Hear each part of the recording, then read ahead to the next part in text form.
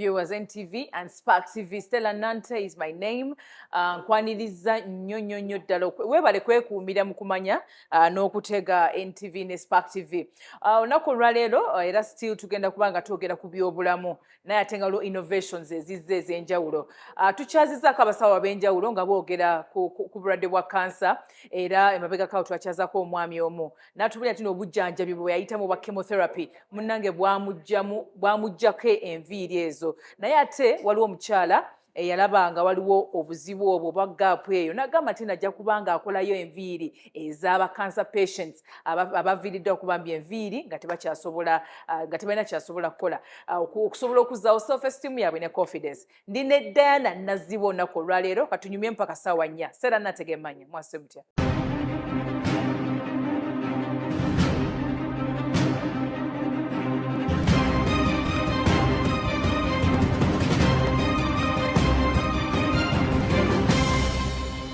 Nziramu okukwaniza ku NTV kakatono tugenda kutandika programu yaffe paka ssaawa 4. Tulina Diana Naziwa omukyali yasalawo onagamba nti najja kukola wigs zino munange naye nga zikolera bano abalwadde ba kansa abatalina nviiri nga bw'omanyi chemotherapy treatment nzibu nnyo era bizibu ddala naye ng'olunaku olwaleero tuli wano ku Hilton Garden Inn Kampala. Abayina 24-hour restaurant, bayina accommodation, and it's the most preferred hotel for business travelers. Tweyanza nnyo tweyanzege. Diana nkwaniriza nnyo kumwasuze mutya? Nange bwentyo nyabo. Wasuze otya? Nasuze bulungi nyabo sotya. Gyendi nyabo. Balungi? Balungi. Emirimu? Emirimu nagyo mirungi. Yes. Twebaza Katonda olw'ekyo. Kwa wigi nakuguwa kakola? Iye nyabo. Nga kasufu. Webale kusiima. Okay. Ebintu bino ebyokukola wigi naye ate n'olondawo n'ogamba nti nze nja kukolera wigi nga zaba cancer patients. Nga tetunnaba na kutuuka kukolera wigi ba cancer patients. Tututeekeko emabega. Ebintu bino wabitandika otya? Okwagala okukola wigs nakufuna when jjajange bwe yafuna kansa. So jjajange yafuna kansa naye avaako enviiri kubanga baba bajjanjaba bafuna medication bayita chemotherapy. So chemotherapy ekuggyako enviiri ekuggyako obukowekowe n'enviiri parts endala ez'omubiri zivaako. Naye era bw'oba omaliriza enviiri zimala ne zikomawo. Kati we yali mu kujjanjabibwa okwo yavaako enviiri. So mu kaseera ako bwe twagendanga omukyalira mu ddwaliro yali nga si jjajjaffe gwe twali tumanyiridde. Jjajjaffe gwe twali tumanyiridde yali mukyalo ow'essanyu akulabira eri n'asanyuka naye mwatukanga mu ddwaliro yesi yali mu bulumi naye era ng'olaba waliwo ekibulawo confidence nga takyagirina. Yatuuka akaseera nga takyayagala n'abantu kugenda mukyalira mu ddwaliro olw'enviiri ezo. Kati nga bwamanya nti mugenda kujja ng'afuna mangu akatambala ne yeebikkirira alemu batiisa. Yes. So bwe nakiraba ekyo and the fact being that nali ninako ku ka knowledge akakwatagana ku by'enviiri negamba wange jjajja kambeko ne kyemuyiyiza. So natandika n'okwagala okumugulira wig. Ng'ogugula buguzi ng'ewedde. Njigula buguzi ng'ewedde naye sinaawona kukifuna muli nti njeekolere. So ne tugenda mu town wansi mu Gazaland. By then ne tugenda mu Gazaland ne tunoonya ku buviiri ku buwigs obusobola omutuuka. Kale bwe twafuna either by then quality yali nga si nnungi obwali bulina quality ennungi bwali nga bwa bbeeyi bya waggulu nnyo nga tetujja busobola. So maybe ate obulala bwalinga obulinga obulungirungi nga oba kambadde kamunyweza nnyo ne kamulumya omutwe oba obulala kaba loose ne kagwa ku mutwe. Yes, so nensalawo muyiyize mukolere wig. Okay. Tugenda kukosa okumanya experience yo n'abalwadde ab'enjawulo b'osisinkanye b'oyambye n'ebintu ebifaanagana bwe bityo. Naye era still okuyiga okutunga nakyo okutunga wig era nakyo kyena wekyatandikira. Sooka okituyisizeemu kaawo.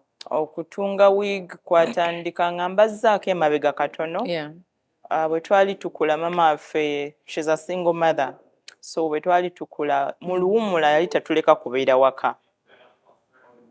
kati mu luwummula akubuuza gwe oyagala kukola ki kati nze namugamba mi njagala bya nviiri ne baganda nga abalala njagala maybe teaching sister wange namutwala mu teaching like afuna kyakuwa obutasiiba waka mu luwummula so nze yafuna mukwano gwe by then twali tubeera Kasangati so yafuna mukwano gwe alina saloon gayaza yamugayaza mu town bamwita Auntie Nam yeah so nantwalanga eyo okubeera okumala sijana kukiita kuyiga naye kumala eyo wakaseera like than staying home oyononeke ofune groups mu holiday genda eyo oyige obeko nekyoyiga so mu kaseera ako kwe naliyo nayiga okukola enviiri okutunga kukola akanasatu okwozaamu baali bayigiza bya nviiri majorly yali saloon yes so awe najja omutima ogwagala ebyenviiri so bwe twakomawo ku kino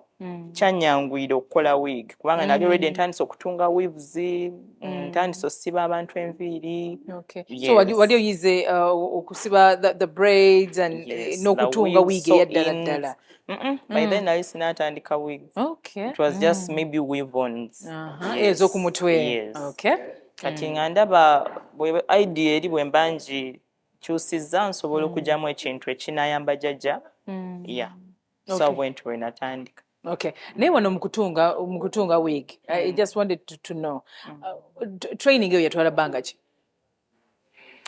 weave-ons ziwasooka oyiga but then now entering into wig nga kati ozitunga then omuntu n'agyambala iyo yatwalako ku bbanga kubanga wigi gye nasooka okukolera jjajja amazima gali yali nungi yes kubanga nali ntandika butandisi nenfunayawo obuviiri obwa afro nenkatunga tekavaayo bulungi so naddamu naŋŋamba mukolera akaddako akokubiri so akokubiri it looked better and she liked it yes kati awo ekitegeza mu kusooka otunga wig omuntu yasookerwako yali jjajja yali first customer bambe wagimukusa wagimuwa buwi nagimuwa buwi era sente ezagula akaviiri ako kubanga bethe nali nkyali muto sente ezagula akaviiri mama yazimpa so era namutuuza ngamba mami nfunye idea bwete nangamba ekirungi weetaaga sente mmeka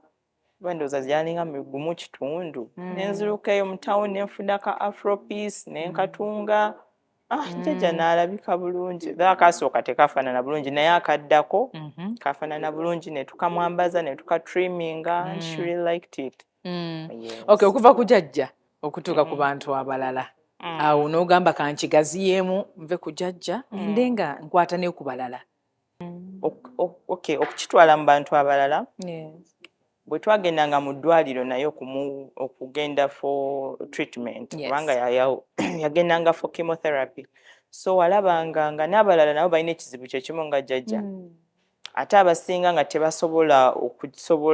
tebalina busobozi obwetuusaako wiigi kubanga wiigi ennungi yabbeeyi muko ya sente nga mmeka wiigi ennungi tutandikira kale nga $20 something nice yes so ate olabanga omuntu ali mu ddwaliro ali mu bulumi kati omugamba anoonya $20 ez'akaviiri ng'ate anoonya maybe ezigula eddagala n'ez'emmere kati awe najja idea egamba nti actually era kale kankize ku jjajja kubanga buli bwe yajjanga mu ddwaliro yabanga musanyufu ayambadde ka afro ke ajanga alina confidence omulaba muntu mukyamufu ate omulaba nga abalala bonna bali mu line buli omu ali mu bulumi bwe naye omulaba ayogera nabo kakatambala koyambadde nedda muno muzukulu wange yankolera kana akaviiri okalaba nawe kajja kukulabisa bulungi so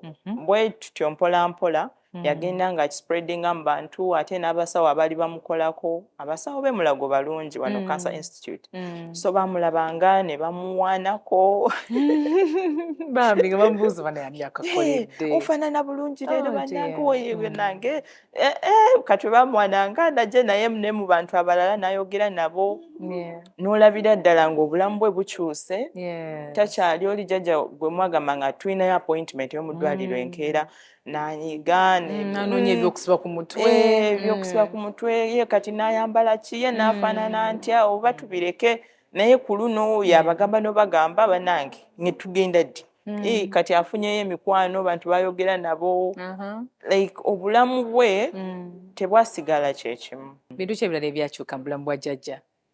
Twalabanga obulamu omaze omukolera wiigi obulamu yafuuka more confident and more open yaddamu ku bali jjajja gwe twali tulina omusanyufu yes than ono gwe twali tufunye ate yes yali mu bulumi naye nga waliwo ekirala ekitali kituufu yeekyaye takyayagala bantu emmere nedda ayagala abe mu nzikiza ayagala abe yekka naye bwe twafuna akaveeri yakugamba oba tugendeko for evening walk ye oba so walabira ddala ng'obulamu bwe bukyusa ate ndowooza ekyo kye yali ayagala n'abalala bafune.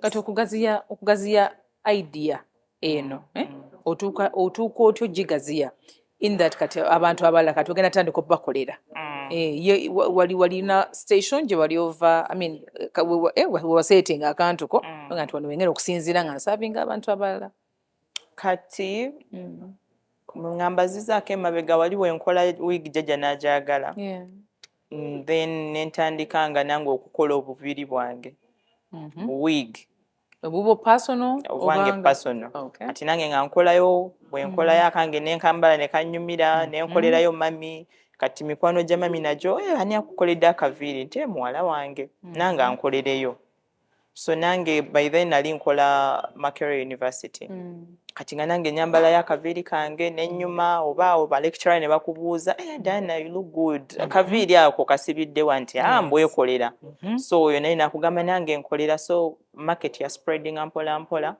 then ate ekirala nina anti wange right now ali bwera ali London naye nga ntandika yali asiba nnyo weave-ons zino bw'aba atambudde mu nsi z'enjawulo ng'akomawo ne bundles ennungi qualities ennungi so ye yasibanga busibi then bw'aba azisumuluddeyo maybe n'azitereka kati lumu nagenda mukyalira ng'alina ekisawo kinene eky'enviiri kati nze nalaba bulabi opportunity kubanga enviiri ezo ziba za bbeeyi real human hair is expensive ati nze bwe nalaba ekisawo ky'enviiri mugamba anti nedda tofaayo like oba nkisuule oba sina nabye nzikozesa namugamba bugambya anti tofaayo nze zimpe kankuyambeko wano kankuyambeko so nenzizaayo waka nenzooza nenzitreatinga bulungi nenzooza nenkolamu wiigi kati bwe nkolamu wiigi nali nzirayo mukyalira nemutwalirayo wiigi emu mukiri ekisawo nenzigyamu emu ennungi ngikiresemu highlight n'otunga nenondamu ennungi nengistylinga nengikala nenyongamu ne bucolors nengimutwalira kati bwe ngimutwalira ati agitega nakitegera yambuuza Diana eno wiigi ya sente meka this must really be expensive mugamba nti muziri enviiri ze wampa mwenzijje eno wiigi mwenzijje zino enviiri nenkoleramu wiigi so kyamusanyusa nnyo ate by then yali alina abaana nga basomera n'okwaga Khan kati buli yagendanga okubakima oba n'okubatwalayo nga mikwano gye oba abazadde abala bamubuuza aka kaviiri that hair looks nice it looks expensive ng'abagamba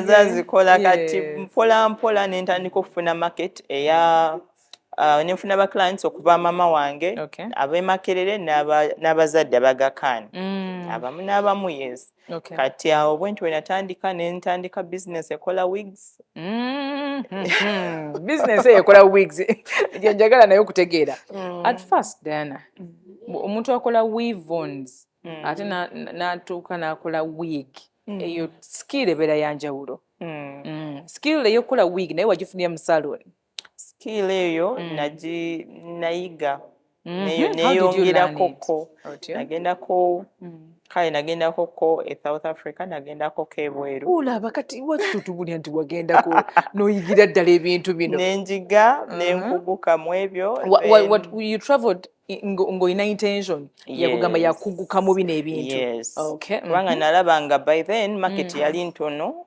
oba abantu baali batono nnyo abaali bakiina okay wig ezaalimu muno mu ggwanga zaali ntono kale market yayo by then abantu baali batono nnyo abaali bambala wigs yes kati nendaba nga waliwo opportunity oba waliwo omukisa okuyingira ako akatale ndabe kubanga already endabye wano Cancer Institute abantu bangi abazeetaaga then ngenzeko mu bazadde kwagaka nabo bazeetaaga ekitegeeza wagende South Africa ng'omaze okulaba embeera ya jjajja omaze omukolera wiigi awo akaseera nga kayiseewo yes so experience e South Africa eyo osomerayo bbanga ki kubikwata okubigukukamu tekyali kya bbanga gwanvu gwali mwezi gumu it was a short course yes nenkomawo era ne bwe nkomawo era sente tezaali nnyingi nentandika n'ekitono kye nali nnina ekikulu yali skill ng'ogifunye bulungi nnyo kati nfunye skill eyo nensalawo nkiweere ddala obudde ne focus kati awo kwe kugulawo business kati ntegedde wig muntu togenda bugenzi n'okola ekintu olina osooka omupima olina okumanya face structure ye nga tetunatuuka kupima na face structure ne kakala ke yandyagadde waliwo machines ezikola ebintu bino wabijjawa ng'okomyewo okuva e South Africa kati ng'okuguse nga nkomyewo okay yes waliwo machines ezikola wigs naye za bbeeyi by then nali sinakufuna sente ezikola ki ezigula ddala machine ekola wig eyo naye natandika ne machines zino ezitunga engoye yes bino ebyalaani byoga ebyalaani bino waliwo ebiri electric or something kati naze natandika n'ebyo ebyalaani ebiri electric bino ebya bulijjo bye batungisa engoye eza bulijjo naye naye wali osoma eri South Africa walaba nga basobola obikozesa nabyo okukola oba gwe wali nakigezaako kubanga nagamba okay eri baali bakozesa ddala ekintu kimashini naye ng'okukijja eri okukireeta wano shipping cost sente nga zijja kuba nyingi bulala so nengamba baba basobola kukozesa mashini eri kangezeeko wano so nengezaako nina mukwano gwange yali atunga engoye so tuba tuwogera nemugamba naye oba nkigezeeko nangamba gezaako nenakigezaako nendaba nga kikola so nange nenfunayo kamashini kange akatono okajjawa akamashini ate saakajja nakajja wano mu Kiyembe nga katunga ngoye yes nga katunga ngoye so nze nenkyusa settings kubanga nali already eri twali tulina settings etuyigirako yes nakyusa bukyusa settings kano ne kankolera ekintu kali smart kyalaani it is a smart kyalaani kubanga yakyali ky'amasannyalaze so otekamu byonna byoyagala otekamu nokyusa settings kubanga oba okyusa settings oyetaaga bugumu yes kasita yekyalaani kibanga kisobola kunyweza bulungi that's it awo netutandikirawo okutegeera client or patient kyeyandyetaaze oŋambye wali olina okutegeera face ye size y'omutwe oba whatever the shape of the face how did you get into that understanding okubitegeerera ddala kati wali we twali tuli ku ssomero byemusookerako kubanga omuntu bayinza okufuna omuntu oba omusajja ne bakugamba mukolere wig those are custom made wigs it's custom made kiri ku ngambe nti awo kyoyo si kya buli omu kyoyo yes kyoyo yes kati otandika n'okumanya face ye face kimpanvu nyimpi zetuyita cat face dog face then bw'ovaawo omutwe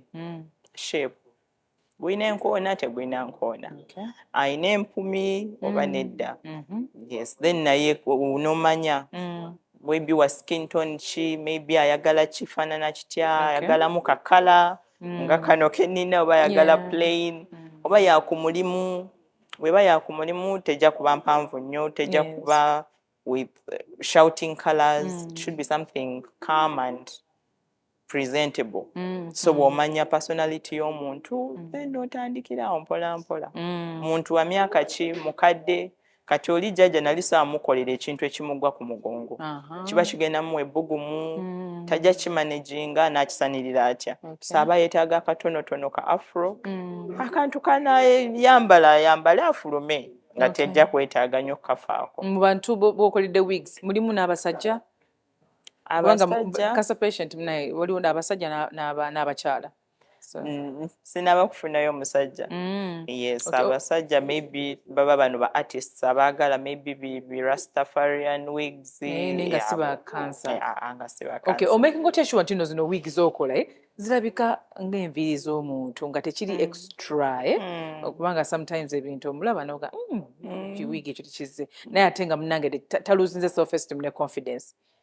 Katonda kiddamunoza kasooke tuwumulemu katono nnyo. Kasooke tuwumulemu katono nnyo naye bwe tukomawo tugenda kuba nga tutunuulira of course okusoomooza Diana kwayiseemu nga kugamba akolera abantu bano wigs ez'enjawulo n'engeri bino ebintu byakola emirimu gyakola gye bikyusizaamu obulamu bwabo munange abalwadde ba kansa. Tovaawo. Okay, kulikayo nnyo mu kuwumulamu okwo tukyalina omukyala Diana Naziwa, omukyala yasalawo n'agamba nti nagenda kuyamba abalwadde ba kansa aba bayita mu treatment ya chemotherapy ng'enviiri zaabwe zibavuddeko ate munange abakolere wiigi ezo zisobola munaye obasanyusaako ne zikomyawo self esteem ne confidence yaabwe ne bateeka n'akaseko ku matama kubanga munange ate oba okisiza obulamu bwe.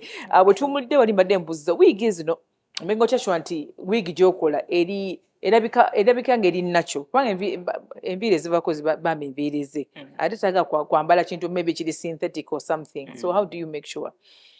So we make sure that kivaayo okuba realistic osooka kumanya muntu kika ki. Abasinga bw'abanga ali mu era nawe ne bwoba ggwe ng'oli mu bulumi the least thing is getting something ekiri too much ekiri extra. Oba weetaaga akantu katonotono. So making sure that wig eyo erina bageta closure. Ka closure kaba akanet katini kubeerako enviiri. So kayamba ne kawa illusion eyo ya scalp. It's okay. Scalp agitegeera. Ne kiwa illusion that enviiri zikula kuva mu scalp yo bakuva mu lususu lwe. So ka closure ako kayamba. Then n'ekirala obutakozesa enviiri nnyingi. Yes, kati bw'obanga okozesa maybe human hair bando 2 ziba zikumala kubanga bujja mu grams ez'enjawulo. So obubiri buba bukumala bw'osusa obubiri kiba kigenda kubanga kiri crazy kigenda kubanga kinene nnyo. Yes. Kati patient ono otera n'omukyusizaako ko oba ayambala kawigi kamu okuva bwe bamutaddeyo mu ddwaliro or for the rest of their lives or you keep changing or depending? Kati saa zino obusobozi bwe nnina butono kubanga kiri kunze nga nze nzibawera ku bwereere. Yes. Naye oli bw'abanga alaba emu gy'afunye tejja kumumazaako asobola kufuna ey'okubiri naye ey'okubiri aba agigula. Yes. Naye ziri ezisooka nzibagabira bugabizi. Lwaki wasalawo n'ogamba nti nojja kubagabira ku bwereere enviiri zino? Ate nga munaye nawe ebyetaago biba bingi, raw materials and the hair and stuff bibiri bya bbeeyi. Kati ekyo kyajja oluvannyuma lw'okufiirwa jjajja wange kubanga yes twamujjanjaba byonna ebyabaawo naye yamala n'afa. Kati bw'afa nabamu nekiri ekigamba kati buli kimu kankyesonyiwe, let me go back to my life. Nga bwe bwali obulamu bwange bwe bwali nzire ku mirimu gyange obulamu buddeyo. Naye mu kaseera ako nasigalamu nkiyite ntya okulumirirwa kubanga twagendangayo n'olaba n'abalwadde abalala tekyali just kujjajja yekka n'olaba n'abalwadde abalala we baali. So kati kiri ekifaananyi ne kinsigalamu. Yes. So kati awe najja okusalawo okwo ne ŋŋamba kati kankoleyo akatonotono. The truth is natandika ne wiigi 5 era nasituka busitusi lumu ne ŋŋamba kankole ki kantwale wigs zino. So ne ntuuka ku ddwaliro kubanga nali ndimanyi buli wamu. Since waliyo ng'ojjanjaba jjajja. Yes. Kati ne ntuuka mu ddwaliro ne ŋŋenda mu ward nafuna bufunyi bano basanga awo nga beebase ng'abalwadde babeera. Abalala basanga ku verandas maybe bali mu lunch. So nafunayo ne mbabuuza gye baleko wandyagadde kaviiri. abo naddala b'osanga nga tebalinaako kintu kyonna. So abasinga bakyala buli omu nange njagala so nagenda ne wiigi 5 era nawa abantu 5. Yes, kati bwe nagenda ne mbawa era omutima guli gwa ate nga mbe bo bakyeyongera okunnumiriza okuyamba with the thing of olaba bano abataano they've really appreciated. Ate bwe natuukayo nawako abantu 5 naye awo bannansi ne bagamba ndese just 5. Nsaba ompandikire ku list y'abo bandyagadde nga sinaba kuvaawo. I think kyatwalanga essaawa emu okugaba ziri 5 naye nga sinaba okuvaawo. Nansi yali alina amanya nga amanya 5 40 to 50 names already on her list. Nange njagala nange bankolereyo. Kati navaayo nga okay ndabye bali abataano bafunye naye nina list y'abantu 4 ku bantu 5 abakulaga nti beetaaga. Kate nange ndaba ntunulako mu nsawo yange nga ndaba biri bulala kubanga era sente zirateranga nnyo okuva mu savings. So nina ba clients ntera nnyo okubeera online ku Instagram, TikTok ne ku Facebook. So nengendako ne mbagamba ne mbabulira story. Mbagamba amazima gali kye kino ekiriwo. Abamu kumwe mubimanyika bate mubimanyiko naye ekituufu kiri nti neetaaga ku wigs. Bw'oba omanyi oli mukyala oba onguzeeko wigs oba oyina wig yonna oba oyina weaves eziri awo munyambe nzeetaaga nkolera abantu bano kubanga nali sinakufuna sente zigula wigs bundles ezo zonna so ntandika okufuna abantu feedback yali etya response yes yali fair kubanga nasobola okufuna wigs nga 10 ku 15. Wow. Yes. That is something. Yes. I tell you the fact being that Charlie tried to akachitandika. It was my first time doing it. So when afune zetano, era normally nze mbagamba leta yonna kasitaba nga nvi, kasitaba nga wig, oba kasitaziba nga nviri. Ngoka kasakale simbi nnyo nti synthetic. Kibi nnyo yagala kisuula. Bw'oba gwotuusa akaseera akagala kisuula, then that means oli gwokiwadde ayinza obutakisimba bulungi. So at least ko kabeere fair. So bwe nazifuna ezo nenzooza nenzitreatinga bulungi ezali abampa weave-ons nenziteeka ku machine nenzitunga nenzooza nenstylinga waziddamu n'oziddaabiriza buto. Yes. Kati awo nensobola okuddayo ne wiigi eziwerako kati nawo nafunayo zine 15 then nange nenyongerako I think nayongerako nga 2 awo nengenda kale nga era still nengina nembagabira ne wano muzikola Diana that means mukola about 20 more or 30 more bano abantu tewasooka babuuza size y'omutwe gwo kalayo oyagala kala kiidere wakola bukozi and then omuntu ne balondamu ekimukolera or something I don't know how was the arrangement like kati awo bw'omanya kyabangi kati era oddamu n'okuleetagala amagezi ag'ojja ku ssomero so twakola mu sizes twakozesa size 3 so nali nkola small medium and large yes nemanya bu afro nja kukolayo maybe 5 large maybe bu bob nkoleyo 5 medium maybe bu braided styles nkoleyo 20 mu large yes so then entabula kati bwe mutuuka wali of course bajje baba bangi basimba ba line oba mufuna ngije mubategekamu ajja n'atuula n'omupimako era osooka mubuuza tojja just kumufunira wigo gimuteeke ku mutwe yes so osooka mubuuza wandiyagaddeyo kaviiri kafaanana katya ajja kugamba anze njagala nga kampi nga kalimu obuyengo so ng'ogenda mu kisawo kiri ng'onoonyayo akampi akalina obuyengo oba nze njagala ka straight naye nga kalimu kakala kati nga akako mukyala Stella kakala akatonotono n'omufunira so nomera tulemu afunye kyayagala naye era nawe oba okola tokola just kintu kimu kala emu oba bukala bubeeremu obuyengo obwa straight n'omuntu alimu okuwulira nti bampadde oba kunejjako omuwe naye awulire nti ddala omuwadde. Ebintu bino waliwo akuyambako kati bwe twogerera abakuyambako ne bateekamuko ku ssente mu business yo because it takes a lot really. It does. Right now sirina. Really? Ekintu kino okikuze ebbanga ki? Because by now tuba tuli mu myaka ng'etaano. And mu myaka etaano badde okikola kululu? Nkikola ku lwange kuva mu savings eza business. Ng'egye kiri nti era mukyala munnaddiini so tulina enzikiriza egamba nti omutima oba omukono ogugaba gwe mukono so kati oba mu kiri ekigamba mukampeeyo Mukama naye asobola okumpeera kituufu agabiridde. Owulira otya okulaba nti obulamu bw'abantu bangi nnyo bukyusiddwa lwa mutima gw'omulungi?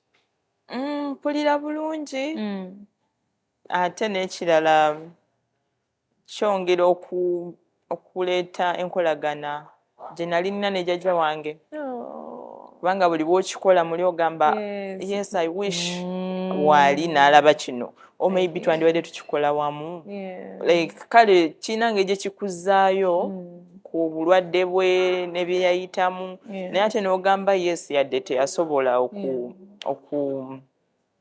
okulamize it yes yadde teyasobola okwama naye waakiriko yaleka ekintu kye ŋŋamba kuno kwe kuvudde kale obulamu bwe okuvudde okuyamba bano abalala. Oh dear. So moving forward wandyagadde abantu bakwatireko batya oba bakuyambe batya kale okusobola okutambuza omulimu guno nga gutambula bulungi? Yes. Nandyagadde omukyala yenna ali eyo bw'oba oyina wig gy'otakozesa nandyagadde ogiweeyo tukiyite donate, you donate it to these cancer patients. Bakyala bangi abali mu bwetaavu bwazo bw'oba maybe toli mwambazi wa wig ng'ogamba nze nina weave-ons nina bupiisi bwange bwe nakozesaako kasate bwe mu mbeera mbi nnyo please send or please donate then n'abalala maybe financially kubanga waliwo agamba nze sambala wig ate sisiba nviiri naye tukole tutya maybe oyinza kugamba sente any amount is appreciated. Then maybe n'ekyala ebitongole ebinene waliwo ebitongole ebinene yes webanga nsafunayo nja kukyebaliza ddala. Olinayo ekitongole kyewegomba in particular that you can ask for help? UN oba You can look into the camera and tell them that, because this is a greater cause, really. UN, I'll really be grateful if I manage to get that support to help these cancer patients get these wigs and get their confidence back, and other companies. I'll really be grateful. Odiringa n'abantu bangi nnyo naddala abalwadde ba cancer. Ate okudiringa nabo of course sometimes otunuulira embeera gye bayitamu nekikumenya oba simanyi woowulira but I don't know, please explain to my viewer owulira otya muli ng'odiringa n'abaana abantu n'okulaba embeera gye bayitamu and all that. Okusooka kyali nga ngambe ntya kikuyingirira ddala kubanga waliwo abalwadde abamu n'abamu abaleka abafuuka more than friends nkiyite ntya abasukulumako kati maybe yajja n'omuwayo wig n'asalawo akumarketing awalala yes kati abasinga batera ku recommendinga bannaabwe ne bajja ku saluni yange so kati we bajja n'oba saluni yange teri mu lujjudde it's a hidden place oba ngiyite ntya reserved oba yes so omuntu ajja it's a home setting kale tukiyite bwe tutyo it's a home setting so omuntu abazze awulira emirembe kubanga tuba tuli awo n'oleetayo kacaayi n'oleetayo obunyeebwa ne mwogera ku bulamu bwe n'akunyonyola by'ayiseemu yes ne basharinga nange ne experience gye nyina kati it is 5 to 6 years zemazeemu naawe nemba wakubugambo obutonotono encourage them give them hope counsel them wano ne wali kubanga amagezi genkozesa ngajja kujanjaba jjajja wange gwe twali tumulwaza so with the thing of eat healthy kolako ka exercise n'ababalwaza abali eyo obutawulira nti kina kuba nti mulwadde nnyo agenda tufaako yes kituufu naye muyise mu bulamu obulungi ka evening walk ako bw'aba alina amaanyi agasobola otambula bw'aba anyumirwa ka music muteeremu ka music muzinezinemuko bwe kuba kulya mu encouraging alire mu budde eddagala alimirire mu budde like mubeererewo so kati aga amagezi gendeeta ku ba clients bange yes kati mumpolampola ne mufuna nkiyite friendship omukwano ogwo naye ate yes that bond kubanga omuntu azeewo omubeereddewo then n'ekirala akubulidde obulamu bwe abamu naamu bavaako amabeere avuddeko enviiri abamu naamu avuddemu n'abaana yes so aba muntu ngambe nti yeetaaga ku bigambo kyemanyi ku ddwaliro they counsel them naye bw'ajjako nene bweru n'atamanya nti just kiri kunze nzeka n'abantu abalala nabo bakiyitamu ayongera okuddamu amaanyi n'okufuna essuubi nti ngenda wona kijja kutereera with time naye ate bw'ocreatinga that bond kiri two-way. That's what I want now. Otyo tuwe kitya mkwano. Kiri two-way kuba nti waliwo abawona waliwo abatawona. Yes. So kiba kyanjawulo bw'oba obadde n'omuntu najja maybe leero tukoleyo kaviiri ki najja ne mukatreatinga n'akubulira stories n'akubulira abaana abazzukulu biki n'oba invested in their life nange nina abaana najja n'abasangawo n'akuwa advice naddala abakyala n'akuwa advice ku parenting n'akubulira ku business kati oba kugamba nti omuntu oyo afudde bwansi kiba kyanjawulo ate taba omu tebaba babiri tebaba basatu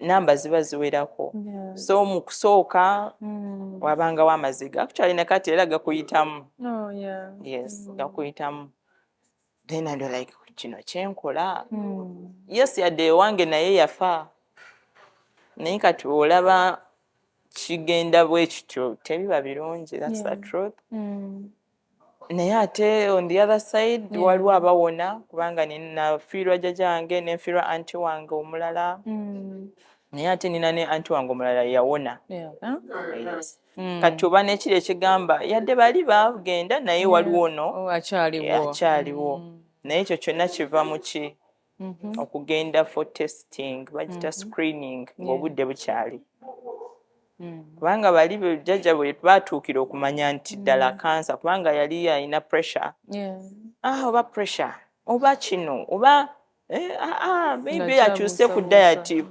nga kalwadde bwe kayongera okukula so we twagendera okitegeera it was ng'eri ku I think stage 3 yes naye era n'omulala naye n'agenda bw'atyo kati ono asembyeyo eyawona ye bwe kyatandika buli omu yamugamba bugambo ebibaddewo badde obiraba so n'agenda mangu yes baamusalako ebbeere limu so naye n'agenda for medication n'afuna obujjanjabi bwonna bwe yali yeetaaga n'asobola n'alama naye era kati enviiri ze zaddawo kubanga abakyala abasinga beeraliikirira enviiri nzira mbagamba yes tuli mu kimo eno process yonna ejja kuggwa enviiri zo zijja kukomawo eyelashes zijja kukomawo buli kimu kijja kukomawo kirina engeri gye nkiyite ntya mukolera ekintu omuntu n'asanyuka oba obulamu bwe ne bukyuka nawe kirina engeri gye kikuddaabirizamuko omutima oba n'ebizibu by'ensi eni bwe byoyitamu buli omu ayita bizibu but doing something good for some other person how does that make you feel? Mpulira bulungi kubanga waliwo akaseera nawe nange mba nga mpita mu bizibu naye bw'oba oyita mu bizibu maybe ngambe nti school fees maybe bino tebibalance nga biri biganye n'ogenda ku ddwaliro eryo n'otwalayo wiigi ezo n'olaba abantu be baggyeko ebbeere oli n'akugamba n'abaana bagijjeemu omulala afudde mulaba bajja muntu mu wodde oyo naye afudde you come back with this grateful heart okomawo ogamba mukama nkwebaza n'otwaba ku baana bo n'ogamba bali balwadde tebalina baana baabwe wakiriko nze nina abaana bange wakiriko nze siina wannuma ndi mulamu kikuwa n'essuubi kikwongera n'omutima ogwo ogugamba era abasinga bagamba naye kati ezo wiigi z'okola n'abantu b'obikolera tebakumanyi nnyo abamu n'amu obakolera ne bataddamu nakukubira simu bakire naye nze muli sifaayo kubanga nfuna that fulfillment oba kankiyitebwa kulinga okusasulwa kwenfuna ng'okozeko ku muntu n'omwambaza akawiigi ako n'omukolako ka lipstick tugiyita makeover era bwe tuba tugendayo abakyala abasinga beesunga ka makeover banange mukyala Diana agenda tukolako ka makeover so bw'omuteekako ka lipstick n'omwambaza wig mwamangu ago batandikirawo okusanyuka so eryo essanyu ly'obalaba bafunye likumala naawe libaako nekyerikukolera wage mazima oyogedde ku ekintu ekimu ku ebyo byoyitamu ng'okusoomoozebwa kaŋŋambe abantu amu nebakusunga byokola obikolera baani ye bannaye waki obibakolera ebigambo bintu ebityo bikusomooza kyokulala kwoyiseemu muli guno omulimu okusoomoozebwa maybe kwe kwa ssente kubanga wiigi ezo za bbeeyi enviiri za bbeeyi that's the truth so kya ssente kubanga ssente zenkozesa nzija mu bizinesi yange kati bwe mba ntunze from sales nzijako naye era kubako ne ka percentage kenjako aka wigs buli client buli muntu buli wiigi gye ntunda kuvaako ka certain percentage aka wig for donation yes naye era still okikola naye olaba tekimala naye bw'oba ofunye obuyambi kiba kyanguwa ate ne kyenjagala kwe butakoma just one e Mulago ngendeko n'awalala kubanga abalwadde tebali just one e Mulago Mbarara gye bali Kabale gye bali Gulu gye bali buli wamu yes kati oyagala plan kizoyina okugaziya kino ekintu ky'olina nga bugambi oyagala kutuukako n'eggulu Mbarara nawa plan kizoyina okutuuka yeeyo plan ze nina okugaziya business eno era bwe mba nfunye ssente mba njagala kyeyongere kigejje kubanga nsomesa n'okukola wigs yes nsomesa okukola wigs nsomesa makeup nsomesa okukola bridal hair styling so bwe kinaaba kikuze ne kigejja njagala kukolayo factory ekola wigs za buli omu not only as a patient yes factory kati bw'oba ofunye nga ekintu kigaziye that means mba nfunye factory mba nsobola okugyamu mangu nempa bano aba cancer then nange nenkola business yange so I want it to be bigger so that I can get enough wigs for these cancer patients then also kugulawo essomero nga ddala lyetongodde kubanga kati era nsomesa naye njagala kugulawo ddala yes nsomesezaawo naye kati njagala kugulawo essomero erisomesa kukola wigs kubanga era mbadde nina aba students abenjigiriza okukola wigs so nandyagadde kigejje mbe ne ba students abayiga kukola wigs abayiga kukola makeup abayiga bridal hair styling okay awo era we tutuuse awo olinako abantu ate naye b'oyigirizwa basasulayo kasente oba byabwereere basasulayo katonotono okay mbairayo message esembayo maybe osobola okwogerako n'abantu bambi obulamu bw'okyusizza cancer patients abali mu community just give them a last message please. The last message is to the Cancer Institute, Mulago Cancer Institute. Sokera ddala kubeebaza abajjanjaba jjajja wange abasawo bonna abananses bantu balina okwagala sekyo tukibeebaliza then ekirala kwe kusaba abo bonna abalina obusobozi bw'oba olina obusobozi nyambaako tukwasaganyize wamu tuyambe abakyala abo kyonna ky'olina tukyaniriza. Yes. Bakusangawa? Nsangibwa Makerere Kikoni. Yes, that's off Sapolo Kagwa Road. Nga ku kikubo ekigendera Pastor Bujengo. Naye ni namba zange then social handles zitoka. Social handles ukosayo ki? Linnya lya business baliyita batya by the way? Linnya lya business baliyita Pida Wigs. Pida? Yes, Pida. P-I-D-D-A. P-I-D-D-A. Then Wigs. That's Instagram, TikTok, Facebook.